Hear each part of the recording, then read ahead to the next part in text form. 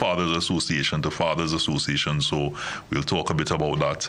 And to his right, Master Salim, cultural ambassador, also singer, songwriter, so many other titles, producer, but we kind of put it all in a nutshell, cultural ambassador, provocateur on the show as well. The guy who will probably be kind of like what you do on a regular now, be the advocate, devil's advocate, what I might say. I say blue, you will say red. I do that sometimes. So somebody's definitely trying to get through, but apologies for that. It's a live show, a live recorded show. And at one point, we'd really like to start to entertain some callers because it'd be really nice to get some feedback. But one of the things that we're doing before we get into the conversation of the show is to really start to encourage persons to, on our social media, CNC3 or ManHOOD, to actually provide topics that they'd want us to talk about, or just things that they've noticed. Yeah, we meet people in the street all the time who suggest stuff. Sometimes we can't remember everything, so to put some messages. To put some messages out there, and it really helps because we're not, even though to get to this point, the things that I've learned and continue to learn, I'm excited every single time to sit down in this chair to hear the dialogue that is about to happen. So let's get straight into it. The absence of our father. First off, let me find out why you changed it from the Single Fathers Association to Fathers Association. What prompted that? I mean, apart from the fact that we represent a lot of things that go beyond just, experiences experienced by single fathers. We deal with a lot of, we deal with paternity leave and issues that every father could actually benefit from. I think what I noticed, particularly when we go to the schools, I would hear young men saying, yeah, boy, I could be a single father, kind of thing, and kind of, like if they perceived it something to aspire to. And that's never been our direction. We always understand the value of the nuclear family. When that fails, we understand the value of each parent taking up their parental role, whether it be in which way, right? So in that regard, we realize that, hey, we don't want... if you think about single mother, there's a lording around it. A single mother seems to be a stronger mother. And we didn't want to create that in the space. We wanted people to generally just be proud or aspire to be good fathers generally, whichever way it comes, whether it comes in a nuclear family, whether it comes in a single family space. We wanted to empower fatherhood opposed to just strictly empower single fatherhood. So this thing that really probably stems from, and when I say a negative, meaning it's not an ideal situation, which is a single father or a single mother, but once again, when it, depending on the gender, it is immediately seen as as you mentioned, a strength if it's a single mother, and based on whether she's now a widower, or whether or not through circumstances or the father's left, anything that may be a negative around the man, then empowers the title, which is a single mother. But when you hear single father, like you said, instead of having that same understanding that it's a single father by maybe those same occurrences and circumstances, young men are now looking at that as you said, like an aspiration, an accomplishment. Like, I gonna breed like 10 women, and buy none. Not just breed 10 women. Some men look at it from this perspective as well. We look at the perspective of men saying, hey, when you get married, you can lose half of what you own, So at the end of the day, I want to be a father, but I'm not sure I want to be a husband. So, that is the perspective that, we didn't want to promote as well. So we saw the value of moving away from that direction, because a single mother is a mother too. Long and short of the story, a mother is a mother, a father is a father. At the end of the day, the marital status is it doesn't make you a better mother, it doesn't make you a better father, at least in my view.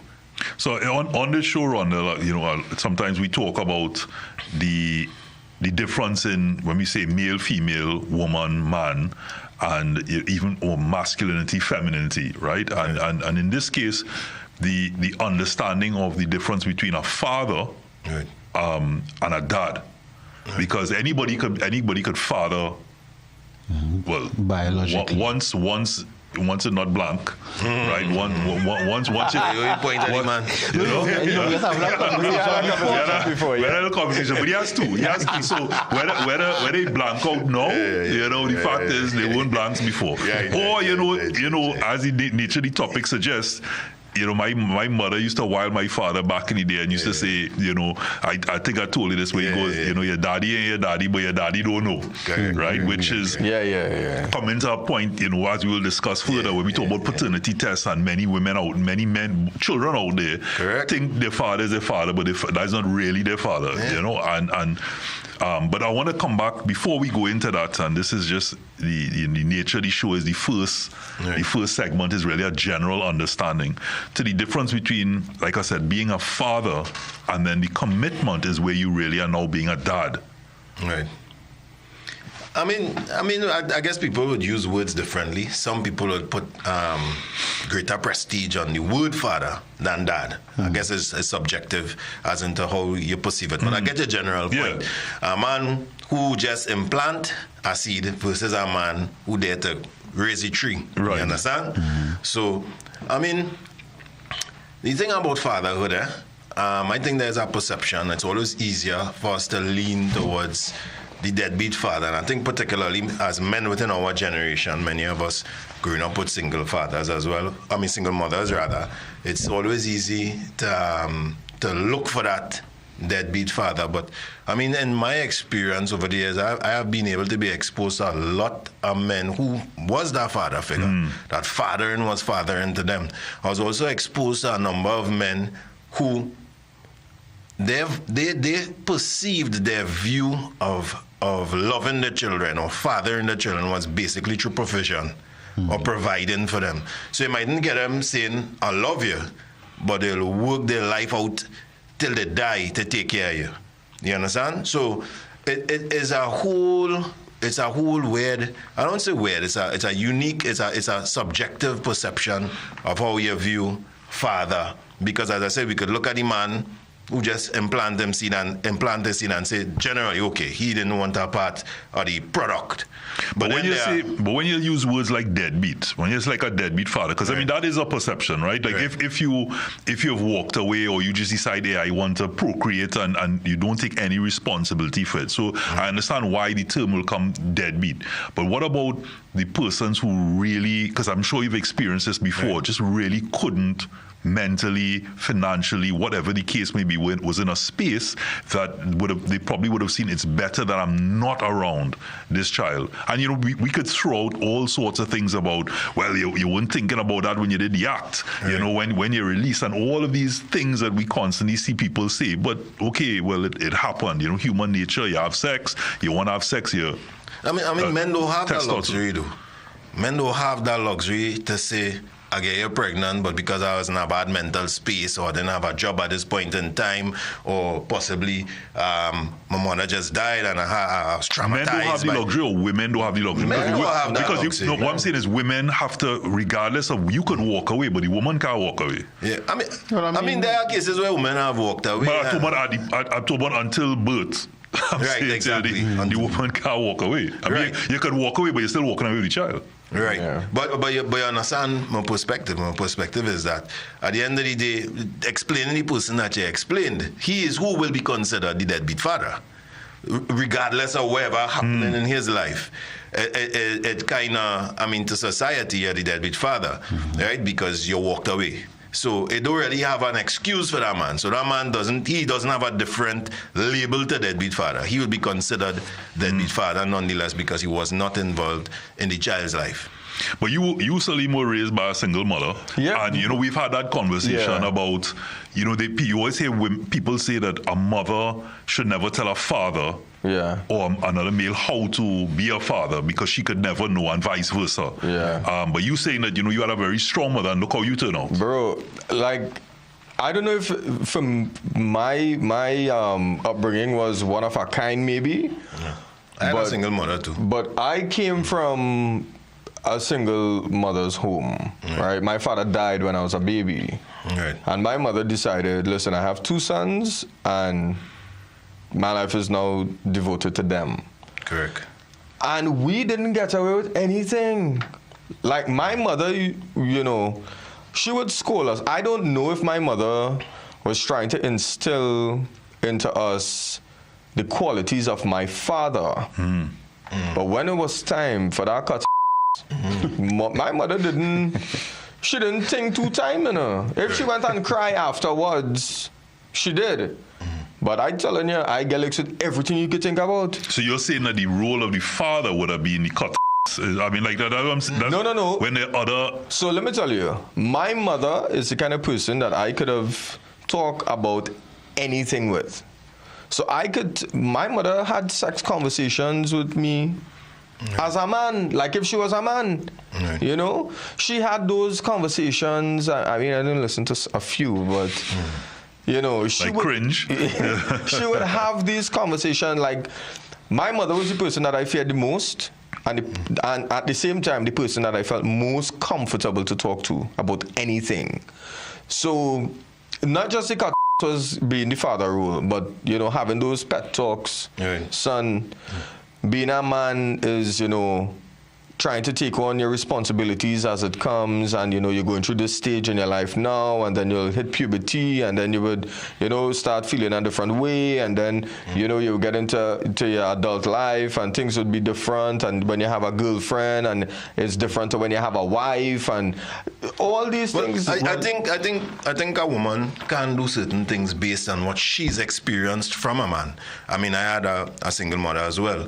But her approach was a bit different. What she would have done, I mean, and same thing, I had fearful respect for her. She was somebody you could speak to. She was a God-fearing person, these kind of things. I've never heard my mother firstly call herself a single mother, ever.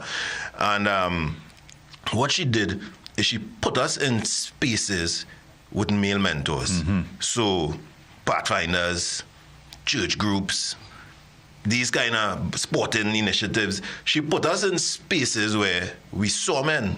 You understand? We saw men operated. We saw the older boys than us. And sometimes that possibly what your mother did and you didn't realize. So at the point in time, I didn't know that's what she was doing. She just, make sure you go to scouts, make sure you go to this, make sure you just think your mother giving you something to do.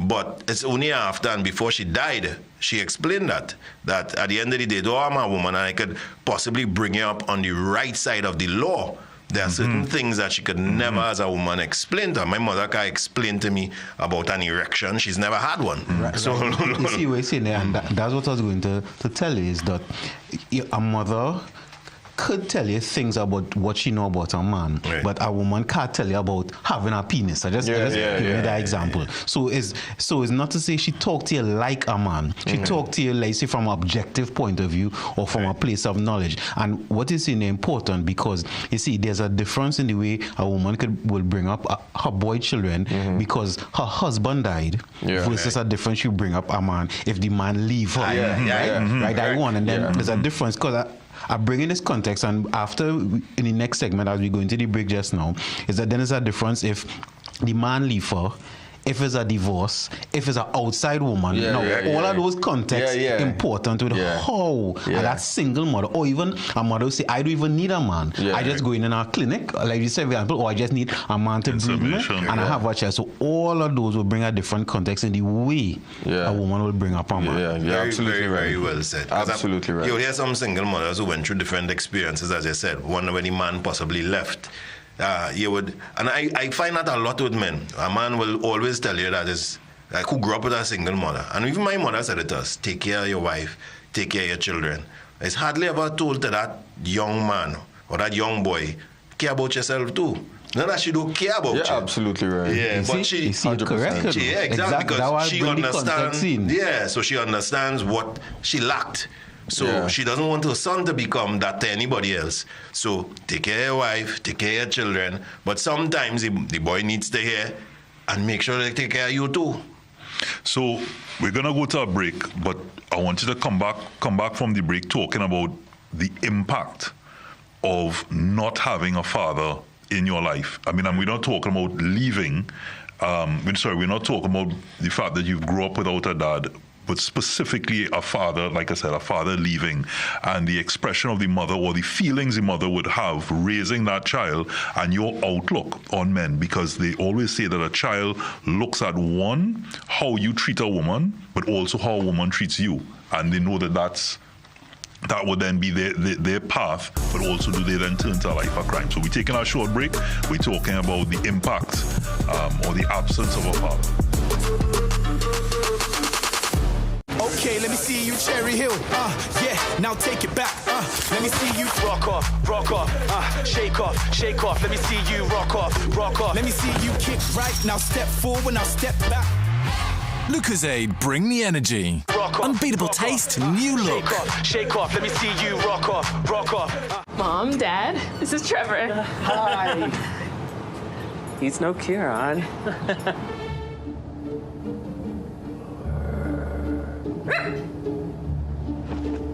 Back up. Fling? That's why he crossed the road. It was funny when Kieran said, Oh, who could that be? We're like the parents who don't miss your ex. I can't believe Kieran is in the neighborhood. CG United. Good like that.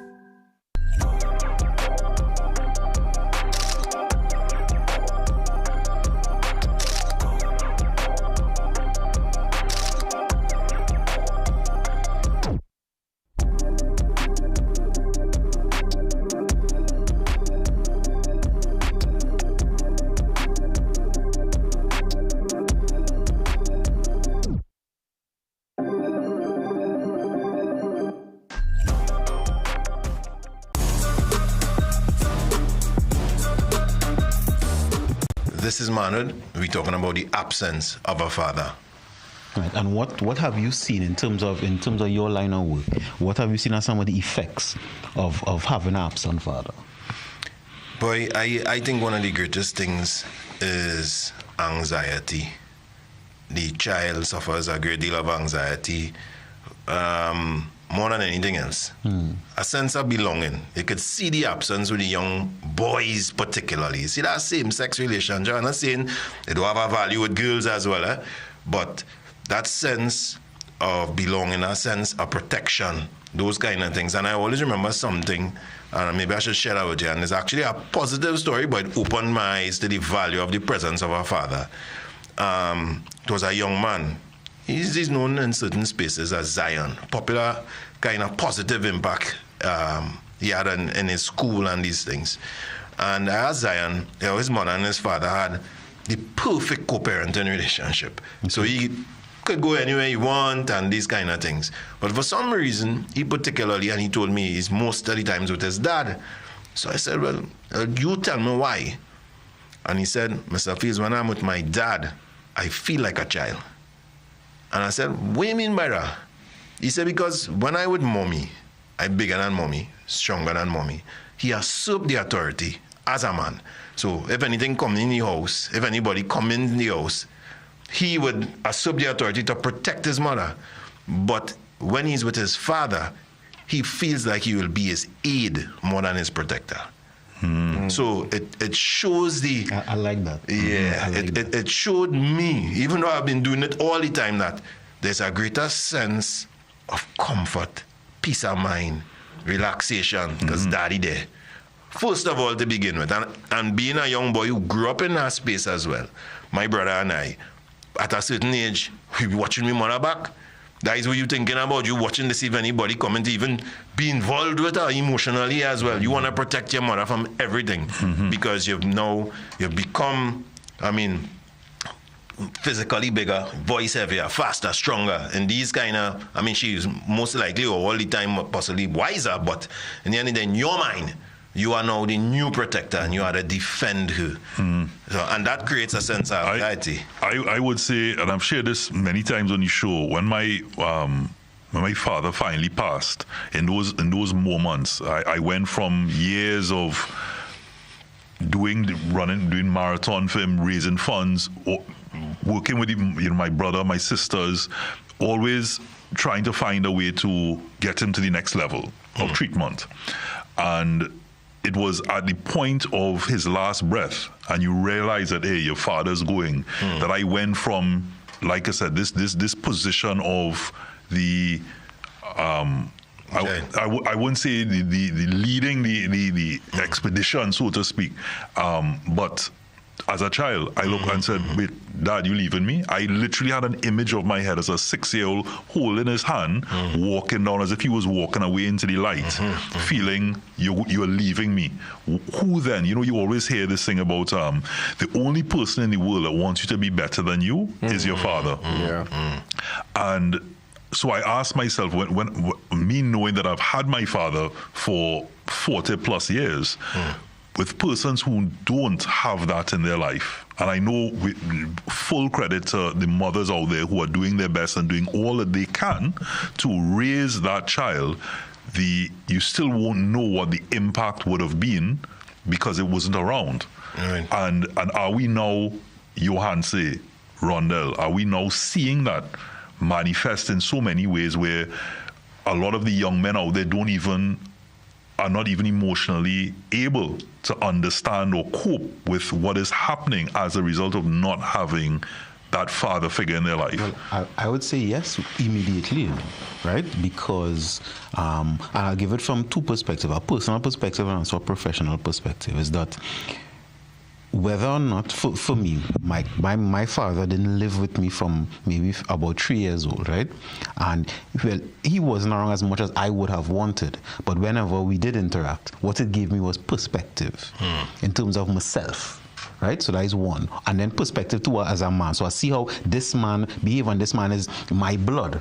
So I have a perspective, even from the perspective, you see what you do. I don't want to do that, you know. But still, it gave me a perspective. And then growing older now, even some of my habits, good and bad, I get to watch my father and say, "Oh, okay," and then well, I'm thankful for it now. My father in my life, way more, right? We have open communication, easy.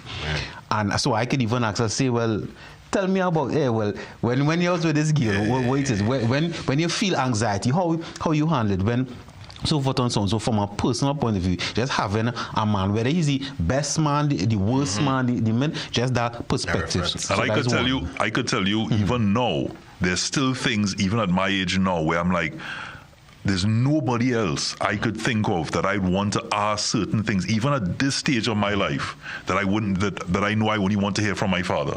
And it's amazing that you're saying that, and I'll go based on the things I've heard from sons again. So you look at two types of sons.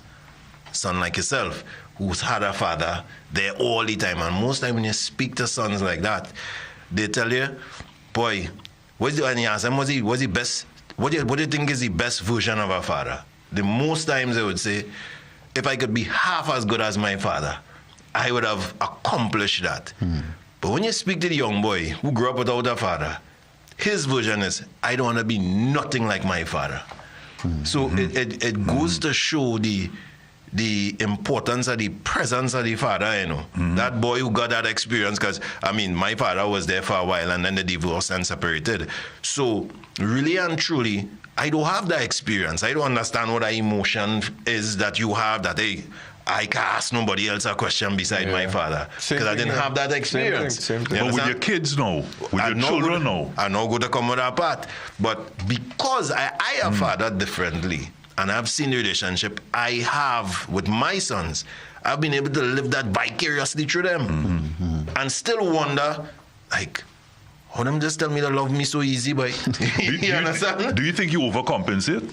Because I've seen persons who have described exactly what you're saying to me now, and I see that they try to become almost best friends with their children. You know, they say be very careful about remembering your father and not they're not their friend.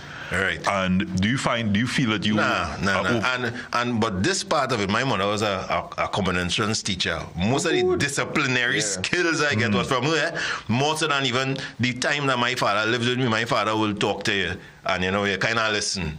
But when my mother strategies I saw my mother use that I actually use. So my mother, when you know she upset, when she comes to speak with you, fold your arms. And that is something I use from small. So I never had to hit my sons. But the time when they were younger, because they were now, and I say fold your arms, you know, it gets serious. So I was able to use some of the, and possibly because she was a disciplinarian, she had that extra skill because she had to deal with boys and girls in school. So I was able to, I grabbed some of that out of her, but I also was able, that while my father was there, because he was with us until about 10, I used some of his reserve as well. Where, in other words, he ain't quick to lash. He ain't quick. You want to find out what happened first. But the manner in which you do it, you know, it's better mommy beat you than he deal with you. It's like a threat. Correct. Yeah. Correct. And you see that a lot of times where a child behaves a certain way, but the moment the father comes home and they hear that voice, you don't even have to beat them. Just they know the difference in what I could get away with my mother and what I could get away with my father is two different things. And I sometimes express, even to Abigail, I say, your role would be the role of, my son comes home and you get a participation medal. We talk about this already. And you're like, oh, really good son. You're proud of you and all these different things. And then I would come, you'd be like, Dad, look what I got. And I'd say, are you proud of yourself? Mm-hmm. And when I get his response, and then I would go, okay, who came first? Mm-hmm. I'm not in any way discrediting what he did. Mm-hmm. I'm not, if he plays chess with me, or if he plays football, or if we swim, or any of these things, or we go hiking, he is not going to beat me until he can beat me. Because I think the role of the father also becomes preparing them for the real world. I see. The mother dies a day. Because I know you said you had one, so I know you have others, and I want you to continue. So I'm adding to what I want you to continue with. But to say the father must prepare that child still with a level of confidence. You must give them the confidence to know you don't want to send them out in the world deflated. So you're still showing them it's coming from a place of love. But at the same time, that you're not saying, hey, it's cool to be a participation medal or cool to be mediocre, because the persons who then become your societal influences don't have that, not coming with that level of love and empathy and all that. They'll be like, where you're calling somebody tall man when they're short or skinny or hey, but what happened to you? And if you don't have the mental fortitude and the conditioning to know confidence, to know I am centered and I'm self, you're going to be destroyed. Correct. So good, perfect context, because what I've observed is from age 0 to about 12. Now, of course, give or take a little bit depending on the child. 0 to 12 is primarily mommy time, right? A child, especially male, but both male and female, a child needs to know it is loved. I get a hug up, something wrong, so I'm loved in this world. So but from 13, when they hit the teens to 18, is primarily daddy time. Not saying that mommy not playing a part anymore or daddy not playing a part in the first, but it's daddy time, where you understand and have a different perspective of the world. Now, mommy preparing you for the world too, because you have to know you're loved, right? You don't want to feel that you're worthless, etc., etc. But as a father, and most men, their view and their perspective on things different to a woman, right? I mean, I'm not arguing that men and women are different. I'm not arguing that, right? That's a good thing. So, and right, it's a perfect thing. So what it does, it gives a child a little more balance. So the same thing as you're saying, a father would challenge a child, you do good, but I think you could do a little better, or can you do better, or look how fast daddy running, you had to reach me. Versus now mothers could do that too, right? But it's different if a child experiencing it with a man. And then mommy now would be more, you was in the race, as they say, participation, hug you up, and nothing wrong with that, And sometimes women argue with me. Again, I'm not saying all women are the same, all men are the same. But one thing I have learned, a mommy will always be a mommy, right? A mommy will always hug you up, which you're supposed to. A mommy will only give you a plate of food. You could be a big man, you eat something or what, and give it to you, whether you deserve it or not. Now, a father sometimes is different. A father give it only if he deserve it, right? Again, I'm not saying all fathers are the same, all men are the same, and that is the difference. A true father, maybe, should we say, or what we perceive as what a father should do, right? Which is the reflection of the real world, because the real world is, if I don't work, I can't get. But what I've seen is when women have their especially single mothers, have their children under their wing and giving them whatever they want without them working for it. And suddenly when they become 18, they expect them to be a man. So I say that in terms of helping the concept and the balance of it, because you'll always get our love for mommy, but that is not a reflection of the real world. But let me ask you something. Because it sometimes it's as fathers, you treat everything with love, but not everything is received in that vein. Right. But you know where you're coming from, but it's not always received that way. And I've had this conversation with some men and even women that there are moments, depends on how many children you have or whether your luck, the luck of the draw, right, where being a father with that same outlook and that same teaching can be a lonely road. And the reason for that is, even though you're treating it with love, if it's being received right, as my father and them do this, or my father this and my father that, and you're preparing them for the real world, the lonely part of it is that you're distancing yourself from your child, but you're doing it out of love because the bigger picture is when he goes out there, hopefully maybe when he gets old and he has children of his own, he would have seen why you did certain things. Right. But for that moment when you are like yearning to you want to see a child, you want to hug up your child, right, but you have to take that position because you are building a warrior. Correct. And it's a lonely space to be sometimes because you love your child. You want the same love mommy getting. But then so then that means my son is probably more man than me, because I always want to hug him up and pet him up, and he's like, boy, leave me alone now. Gosh, boy, dad, boy.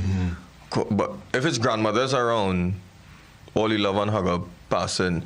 But so far what I've heard is the presence of a father. Right, so far what I'm hearing is everything that happens when daddy is around. Now, as you were introduced as previously the single father, the president of the Single Fathers Association, right? Yeah. What happens to single fathers who is unable to run a race with their child, or go swimming, or go hiking, or tell them what they did wrong, or scold them, or treat them? What happens to the father who tries to communicate with their child and is being given the dagger in the back because mommy wants to be vindictive because the breakup wasn't the way she wanted it to be, and we have a child, and the child is his weakness. Grab that child away from him, punish him, make sure that and child. Your fathers are deadbeats. Make sure and mommy tell that child every single day the horrible human being that your father is, and why he is not good for you to be around, and why you shouldn't do that, and why you shouldn't come out like your father, even though your father is a good man, good to society, good to people. He takes care of you financially, because probably all mommy wanted was alimony, a little child support. He just wasn't a good husband or a good partner. But he's a good father. Yeah, but what about if it wasn't that the wife wasn't good, or the child mother wasn't good, and that caused the breakup? But because mothers have, as they always say, the court always goes in the direction of mommy. What about if mommy was the problem, but because the court granted mommy custody or whatever it may be, because the courts go with the mother's side. And that statistic, I could give you the statistic. For that. Right, and then now the court literally sending a child with a deadbeat mother, opposed to sending the child with the father who would have made every single sacrifice that was necessary for the benefit of that child. Now that child living with a woman who has to now hear your father ain't good, this, that. Whereas the father would have said, hey, Mother's Day coming up, my buy a little gift, give it to the child. Hey, when you see mommy, you just gish it out and say Happy Mother's Day or Happy Birthday or something like that. Yeah. You understand? So what is this? What is there in place for a father who wants to be all the things that you all just spoke about and just not getting the opportunity to do it because mommy say Nah. Can't do it.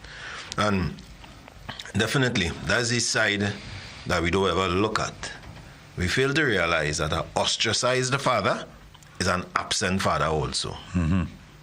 And we look at absentism of fatherhood only from the perspective of the man that walk away. Yeah. Mm-hmm. Never from the perspective of the man that want to be there but is being kept away. And that's why I say it again, an ostracized father is an absent father also. Of course. He may want to do this, he may want to do all the things we're talking about, have the conversations, want to be there for the graduations, want to be there for the PTAs, want to be there for a number of things. And if it's not a court order that stands in the way, it's an acrimonious relationship with the mother that stands in the way, when the mother just don't like him. And I say sometimes it isn't always, as he rightfully alluded to, that the father was a bad father.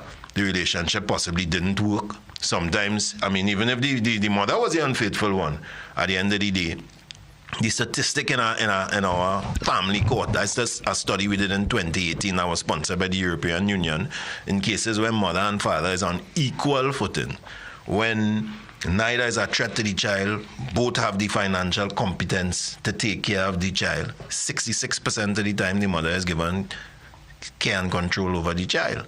32% of the time is the father, and only 2% of the time is shared care and control. And that is one of the things that we've advocated for change for. We should have shared care and control as part of our system. So where we have, in situations like I just told you about there, you're supposed to see about 70% or 90% of the cases actually being shared care and control. 1 week by mommy, 1 week by daddy, because they both are capable, they both applied for custody, care and control, and they both are healthy for the child. Because the perception that child grows up with is, one, that's what a father looks like, and that's what my father looked like in terms of from their window. We need to take a break. But I definitely want us to, as you said about cheating, the woman is the one that cheated, as we talk about paternity tests, because I know that was something viral the other day, with the stats that came out from that, and the impact of not having a father, and what you could do, or what persons who have not had a father can do to realize that you are whole.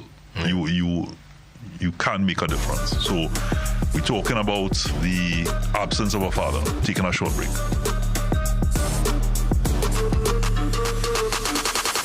It's Jay's exclusive big carnival sale. Get 25% off everything store-wide, all departments, no exceptions. Sale ends February 15th. Jay's exclusive big carnival sale. JD's, Princess Town, San Fernando, Rio Claro, Gasparilla Mall, and M6 Plaza Chaguanas. Your low price headquarters, JD's. Kickstart your career in IT with the BSc Information Technology from the University of Bedfordshire, delivered at CTS College.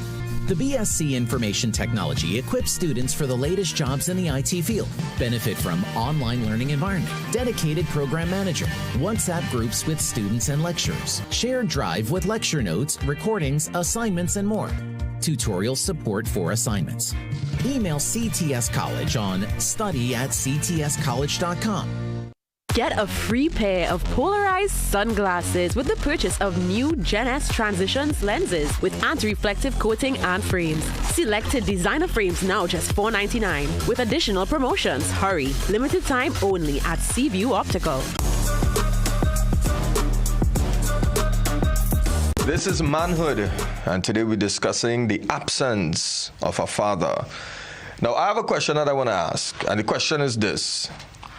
We were just talking a little bit about, mothers taking control of the child, right? Taking control of the child. Not just the situation, but the child. What happens in the instance of mother and father is separated, child is involved, right? Mother gets the child and goes her way. Somewhere down the road, mother meets a man.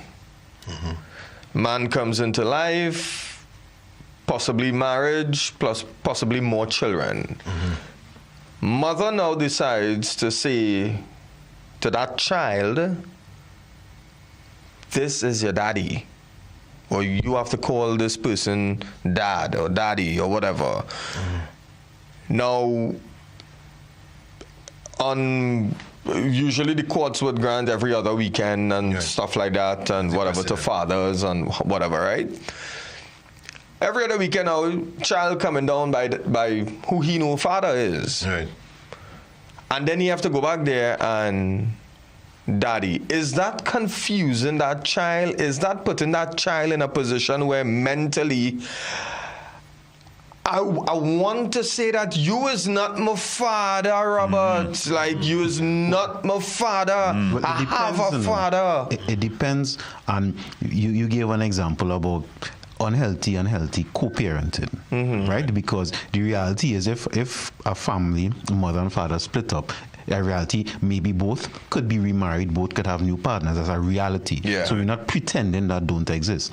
So with a child, letting the child know, hey, you know, mommy have a new boyfriend now, or daddy have a new girlfriend now, versus I'm replacing what you had before, which is impossible, right? Whether even if a man and woman hate each other, but they have a child, you have no way that you could say your father do exist or your mother do exist. You have a biological mother, you have a biological father. But if the parents now try to instill something that's impossible to the child, then you would have the confusion. But I think that's what's going on with a lot of people now, because as Robert was saying earlier on, father and dad, that is something that I don't acknowledge that father and dad, one different, one is biological and one is who raised. I don't answer to that, because I think deadbeat father was a title that was given to fathers by women who saw men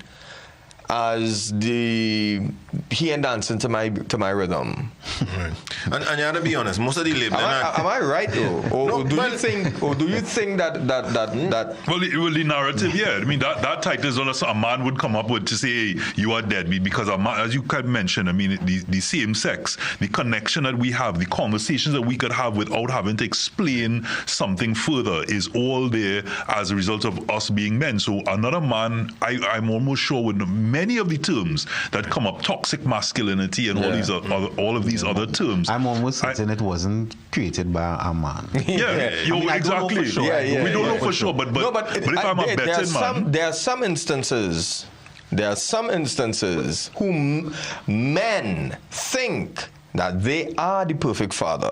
Right. Who would then look at another man without knowing his situation and his relationship with his child or children and refer to him as a deadbeat father? Would he use the word deadbeat? Or would you say you're not stepping up? No. No, you might call him deadbeat because we call them culturally, right? Yeah. That's why you hear mother say whole life too, especially if you're a single mother. You know what that deadbeat father is. He think of himself as the best father. Right. So he now trying to use that on anybody else, but it came from, I'm sure it had to come from a woman. Point in there though.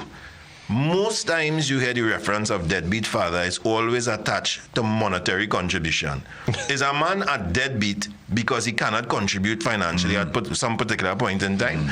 I know men religiously, most times children that came into, extramarital affairs, that they pay maintenance religiously. You could never get them locked up. But they want nothing to do with the child. And I know men who may have just lost their jobs, or men who not gainfully employed, who want to be involved, want to have the child, want to see whatever extracurricular activity they could make up for the financial shortfall. And those who have real genuine interests, because they don't have money to contribute, they are the deadbeats. So wait, they are the ones people come back to what you said just now. People contributing, the man contributing. He don't want anything to do with the child, but he doing it because he don't want to get locked up. He don't want to get locked up, and he don't want his wife to must find out. He don't want to get catch. Correct. So, but notice he not considered a deadbeat because he came. That's what he said. That's what I'm saying. But you have no involvement, and you don't want to get locked up. That's your motivation. Correct. but you're not the deadbeat because, like you said, it's all about contribution. Correct. But if you financially just are unable or your circumstances may change, you could be there as a father in every other way because under the dictionary meaning it doesn't say financial contribution. No, right? There's not a figure attached to that. They should put deadbeat in the dictionary as deadbeat father and put what it means. Deadbeat father means if you deadbeat parent. Yeah. Because at the end of the day, we need to know what is our standard parent. Immediately put it on, man. Let me tell you, it was a funny thing, and it's very, very, very unfair to men. And I would say this openly without any apologies. Woman could walk into the family court and lie on a man. And suffer no consequence. None. Yeah. And that is it. Absolutely nothing. Nothing is done, said, or in any way in defense of a man. Yeah, and as the same topic we wanted to talk about with paternity fraud, that's exactly what happens. I mean, you may not just lie to the court, but you lie to the man. No, explain. Lie to the child. Let's get the backstory because that's a key thing you and I had spoken about and something that had went viral just the other day. So let's give the audience and even I'll say on the panel some backstory as into the stats, the alarming stats with regard to paternity fraud. I mean, paternity fraud isn't something that we just hashed up recently and started investigating. It's something that since 2013 we have been dealing with in the association. Our first case we actually brought to the fore was the case of Mr. Marlon Thompson. And in his scenario, he was paying a child maintenance at the point in time in Point 14. He and his ex came to agreement afterward that he would pay outside the court instead of pay to the court. And he decided some years after to remarry. She didn't like it, and she went to the court and took out a warrant for all the times he didn't make the payment to the court, and he made the payment directly to her. So at this point, he faced imprisonment. By the time he got around to a committal warrant, he's to go straight to jail. His new wife at the point in time told him, hey, well, better you just do a paternity test because this seems to be the only way that you could get away from going to jail. We have a new family now. And when he did the paternity test, his 13-year-old son, that he knew to be his son, biologically was not his son. They reached out to me, and when they reached out to us, we then got an attorney. So the attorney came, got the maintenance order to stop. But we could not get the warrant for his arrest off his shoulder. So the magistrate said they had no power, so he had to go to jail still. So we saying, well, how are we going to allow a man to go to jail for a child that tested biologically is not his child? We had to go to the High Court and get a stay of the warrant. When we stayed the warrant, he had to keep that order for 2 years because the committal warrant was to take him straight to jail. And 2 years after, a judge quashed it. So, I mean, it's now a precedent that if this happens, you can't have it. But there's so many things to unpack there. Hold on, before you get there. Wait. Did they reverse that payment that he was making? Correct. No. But even before that, my thing is, one, the woman that he's now with, why would she have? There's something that must have triggered her to say go and get a paternity test because you said that it's the only way to stay out of jail. So therefore, but if the paternity test had shown it was his son, everything then would have continued as normal. Correct. So, but and also let's look at impact on child. Now knowing that my daddy, but my daddy don't know. Right? I now have that trauma. Right. The father. The father has trauma too. The father has trauma because this child that you've raised for 13 years and in certain cases imprinted on is now not your child. So it's not as simple as, okay, well, I'm not going to jail again. F you is... Correct. But who's the father now? Correct. That's the next thing. So how does... before we go on to the stats in itself as to how many... Because I was so alarmed that is happening in Trinidad, how prevalent it is. What about that impact? Yeah, I mean, well, the psychosocial impact, and I'm pretty sure you could talk about that as well. I mean, I would have seen it, and not only with Marlon. Marlon was the first. When we highlighted Marlon's, a plethora of them started coming in, and that is when we realized how prevalent it was from 2013 to this point. Does he blame the mother, or does he know? In some scenarios, one, the mother continues or allows the man to continue to father. the father continues to, he don't want to break that bond. In some situations now, you don't have the parental rights anymore. But tell the child? Well, yeah. I mean, even in Marlon's case, particularly Marlon and his son has remained. The boy is about 24 now, right? So in his case, they continued their relationship. And I think at a point, he left the mother and came and lived with Marlon. He said he's not looking for a new father. That's a father he knows, right? In other situations, I've seen some men who can handle it leave because they say, it's better I leave before I do something stupid. Because I took care of this child. I was the one carrying the child to football, to ballet, to all these things. And it's healthier for me to leave at this point in time. But then study the impact of the child who was being taken to ballet, taken to football, and everybody say, oh God, your father is such a good father. And these will be Lord fathers that do these things. Only for the child now to be, most of the time, sometimes forced to keep that secret. Mommy had to tell you, don't go in school and tell nobody that is not your father. So imagine the trauma that child suffers to know, I lost my father, I had to keep it a secret. So the guidance counselor in school have no knowledge why this child might be acting up. So all of a sudden, the principal, this child was a straight A student, and all of a sudden it plummeted because possibly daddy, in some instances, sometimes is the educator and doing the educating. So is a lot of ripple effects. How prevalent is that in Trinidad? Well, I know the stats you had presented at that point was alarming. Correct. So, as I said, the thing that prompted us to get the stats, let me get there quickly, is in 2018 we presented the evidence of all these fathers that came to us between 2013 and 2018 at that Joint Select Committee hearing. And after seeing that, the Joint Select Committee saw the evidence we presented and recommended to the Attorney General's office to, before issuance of a maintenance order, we should put in law that we must confirm paternity. Wow. So from 2018, however, to date, they wasn't doing it. So we decided, because we see how prevalent it is, to show Trinidad how prevalent it is. So we reached out to a reputable lab that is certified by the judiciary. The judiciary is the one that utilizes them as well.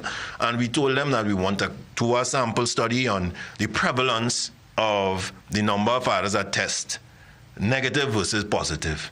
They use a sample size, or they use the period of 2020 to 2025, and within that period, there were 440 men that were tested, and out of that 440 men, 143 were not the fathers. Which was one in every three.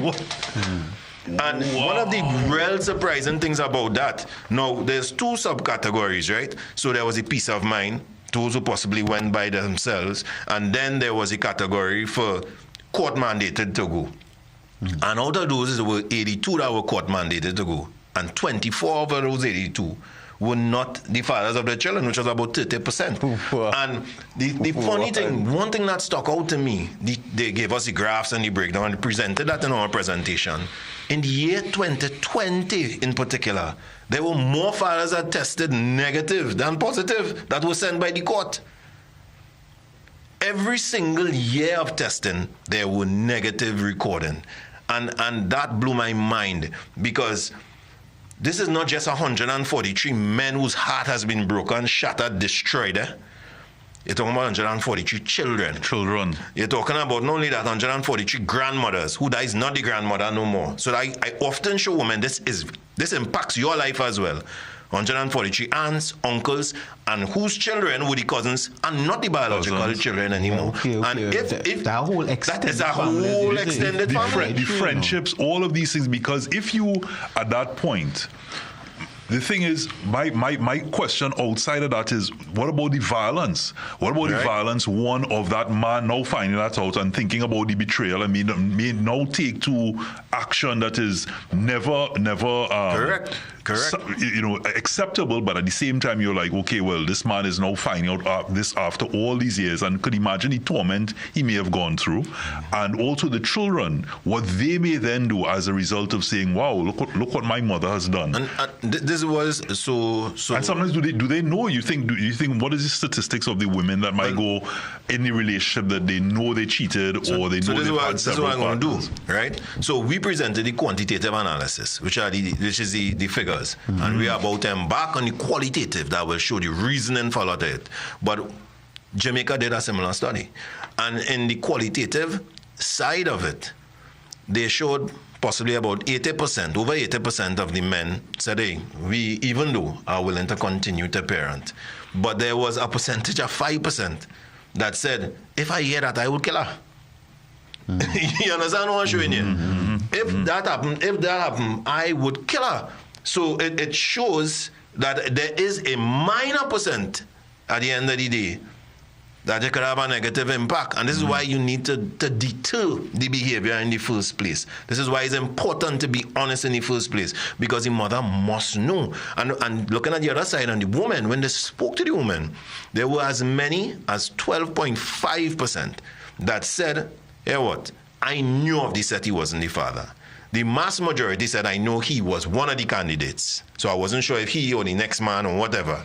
But there was some, the 12.5% said off the cuffers, based on the dates I had sex with the man who I named the father, he could have never been the father. So I asked why you would name him.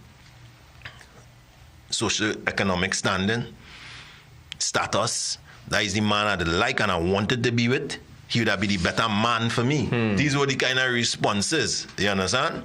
So when we look at these things, and people try to punch holes in the statistic, and it was very, very nonsensical. They talk about, a man might be suspicious and that's why he goes to a lab, right? So there's a higher propensity that he would see that kind of result. But any man or any researcher doing research on paternity, because it can only be confirmed by a lab, must have been subject to testing.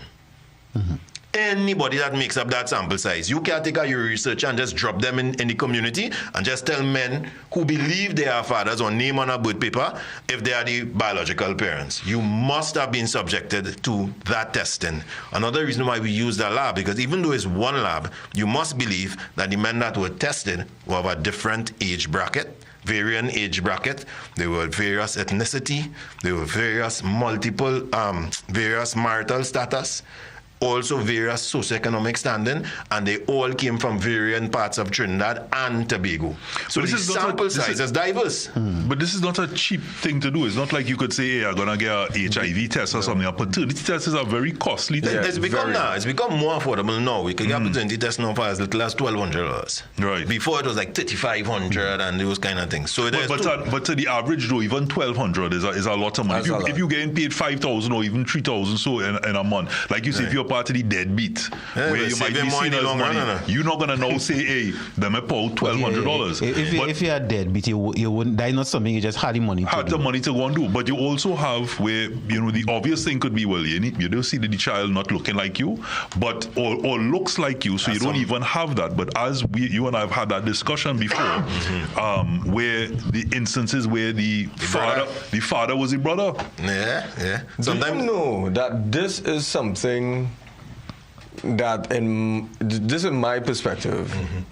I feel like this has become cultural. You know how much children was conceived in the cane field and things from back in the days. Do you know, Robert? Do you know that just maybe about a year ago or somewhere around there, I found out that my great-grandfather is not the man who I knew to be my great-grandfather. Yeah.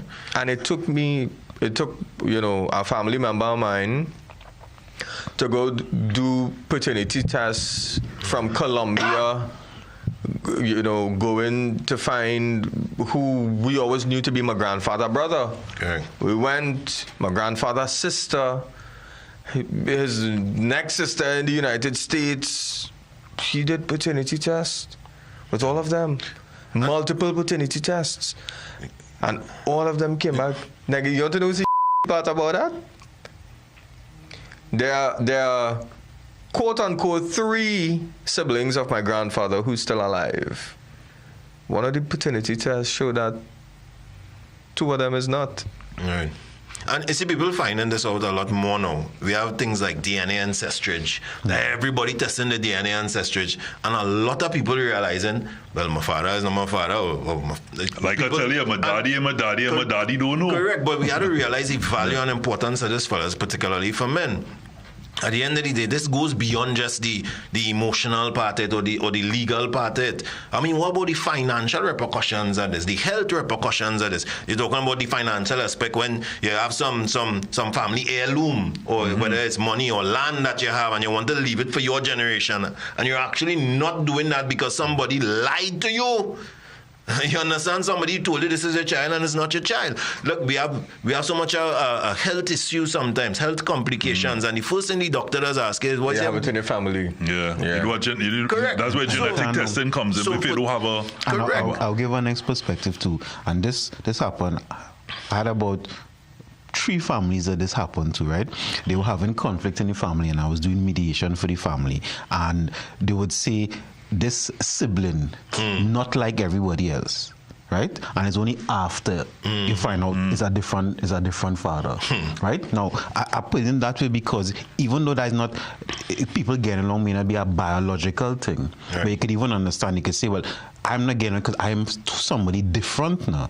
And you're saying that because the repercussions, we talk financial, but even social, even identity, understanding who you are. If I find out, if I have a certain identity for 18 years, and then I find out, wait, no, that is not my father. that could mess somebody. It could mess with you as well. What I want to say is, because we could again. I feel when the ladder come back, these are always topics. Timing. Yeah, the timing is. But what I'd like us to close on in terms of our closing thoughts is taken away from, yes, there's that aspect of paternity fraud, but this is not in any way an attack on women or people, because again, in the same way we talk about, we don't know where the man is in his life or what he's struggling with. It's the same thing for a woman, and you can't say, hey, the woman was just out there, and we don't know what the circumstances are, but we also know that there are cases where the woman will know, and for whatever reason she chose a certain path to deceive.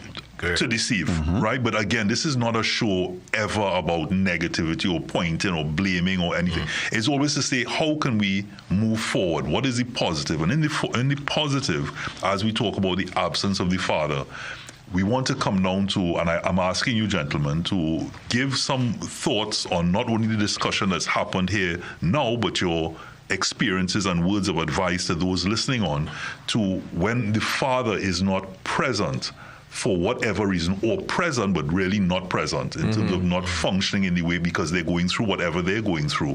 What are some words to say to still move forward and to still know that you are whole and that you are enough? For me is it, as you were saying, the pointing fingers, it's real unfair to make it seem as though it will be pointing fingers, but it's not meant to point fingers for the genuine ones. But there are mothers out there who are continuing to make fathers look bad. There are still mothers out there who are trying to replace fathers for their children. And it's very unfair that a father has to go through the bottom end of the barrel, whether innocent or guilty. I think fathers should be given more hearing, and it's really a mental battle to fight, right? And I'm saying all of this because I am a single father. Mentally, you wake up in the morning not knowing, whether your child is going to school, if you eat, if you have anything, because the communication between the mother and, is not there. So it is difficult for fathers who actually understands what it takes to be a father who wants to be there and not given the opportunity to be there. So it's easy for me to say, be strong, and, good will always conquer evil and this and that and all of that. But it's really not that simple. It's easier to say than to actually do. So it's very difficult for me to tell a father or a single father to be strong, because I know that is going to go in and come out. But you know what? Your life is about you once you do what you have to do honestly, your child or your children will grow up and they themselves will understand, my father wasn't all that bad. It took me many years before my uncle decided to do a paternity test to realize that I weren't related to the family that I grew up with. Same way, your child is going to grow up, and they always say when God can't come, he is son of man. Somebody's going to say to your child or to your children, you should go look for your father. And one day maybe they will, and they themselves will realize, but Mom, you didn't tell me about the good things about my father. And the truth is going to come out, it's going to reveal itself, and you will be given that time with your child or your children. So for now, bear the pain. As we had spoken one time on the same show, mask up your heart if you need to. Mask up your emotions until that day will come. You'll get your fair share. Boy, I think as human beings, men and women alike, we had to get comfortable with being accountable. Very important. Whether if your accountability stems from you taking up your responsibility to be an upstanding father when it comes to men, or whether your accountability comes from a perspective of saying, hey, I had to put this acrimony beside and really allow this man to be involved in his child's life so that he plays a pivotal role and it's the healthiest product we give to our child. Or even if it's accountability when it comes to a place where I might have slept with more than 2 men and I need to be accountable to everybody here so that I don't cause a disaster after. It's about us as men and women being accountable so that we avoid long-term calamity and we avoid innocent people, which in this case are the children, to suffer because of our lack of accountability. And I think if we exercise that sense of maturity, I think we'll start seeing separated mothers and fathers putting the intimate relationships or the past behind them and forging parental partnerships, because it is possible to have a healthy relationship, to give that child a semblance of a family. Even though mommy and daddy not coming home all the time, mommy has the strength or has the assurance that she could pick up the phone if you're giving trouble and call daddy to father. If at that time daddy needs mommy to intervene with something, he knows he has the confidence to call mommy and she will be on the same page with him. There's no bigger blessing than to give your child that feeling, opposed to the turmoil and the fighting and the backbiting and the envy and the anger. A lot of your personal trauma, you're allowing that to seep into your parenting. So it's about men being accountable, as I said, women being accountable, so that most times when we have children, we save them the consequences of our lack of accountability. We just spoke about the spin-off impact of paternity fraud and how much sections we could separate with grandmother and auntie and uncle and cousins. So it's time for us to hold ourselves accountable, and sometimes don't be so sensitive when people call us out, when we don't show the best accountability. And that's basically it. To even fathers who consider deadbeat or single fathers is to remember also that you're human. Right? Because sometimes when we talk about parenthood, mother or father, we look at it as above human, like the person's supposed to be superhuman. But the point is, you are human, which means that you're not perfect and you're susceptible to make mistakes also. And even to the child who may not have that father in their life, it may not be easy, as you said, it's something easier said than done. But I could even tell you from personal experiences that look at your father as human. Right? You may not like that he wasn't there. You may not like that whatever the situation between he and your mother, but look at them as human so that you could someday have that some semblance of a relationship. And then lastly, even to fathers who consider deadbeat and a pivoting of what he was saying. And just quickly, I remember a case where I was doing counseling with our father, and he had every other weekend, but when he went, the mother was still stopping. So the furthest he could have reached is outside the house. But, and when I tell you something, I still make me sad. For 5, maybe 6 years, every Saturday or Sunday, he would just go and stand up outside the house. That's all he could have done. And the child, when he became 18, he went to live with the father because he said he could even trust the father. He said he didn't get to talk. But he knows Sunday at 7 o'clock. I just give an example. My father always there now. So even something, it don't have to be frequent. But what I've learned is consistency. So when you say a father being there, the father don't have to be there every day, every hour, but if you could be consistent with whatever it is, the child will know, because when a child think back, well, I remember my father always being there on a Sunday. I could depend on it, so that now when I'm 18 or whatever age, I could depend on my father now. Understand. Not much else to say. It was said, I think, I mean, again, these conversations are always one that is ongoing. There's a lot of perception, and there is also fact. And one of the facts are that every child, male, female, needs a male influence, just like you need a female influence in your life. So as the topic is the absence of a father, we're speaking specifically about a father here in this instance. And I would say that you always know right from wrong. There's something innate that you know right from wrong. And therefore, there's that saying where follow those you want to be. You want to be like. And so I could simply say that find that male influence in your life, whether it be on social media, whether it be in your community, as you said, Rhonda, whether it be in your church, Pathfinders, there's so many avenues. But instead of turning to a life of male influence by other persons who themselves might have been misled, correct, you know that that's the path that you're going to go down. So you can't simply say, okay, well, this is the influence I'm having. You know where you want to be, and there are avenues to do that. To not do that will be to not take accountability. Correct. And so the cards are the cards that were dealt, but to find that influence, and to mothers, to aunts, to grandmothers out there is a male person that you yourself know will be influential, or the outlook that you would want, or have the input rather, in that child's life. And it is your duty to ensure that happens. Because as we started off saying, a mother's a mother and a father's a father. A man is a man and a woman's a woman.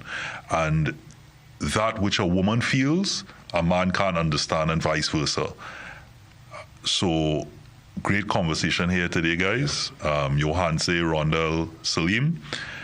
The absence of a father, it's for those who've had it and lost it, or those who've had fathers and walk away, it leaves a void. But it's about lessons learned from that. True. And being the best you can, and being the best man you can, to ensure that sometimes, as they say, the sins of the father aren't repeated. So this is manhood, absence of a father. Manhood, brought to you in part by Solomon Bespoke.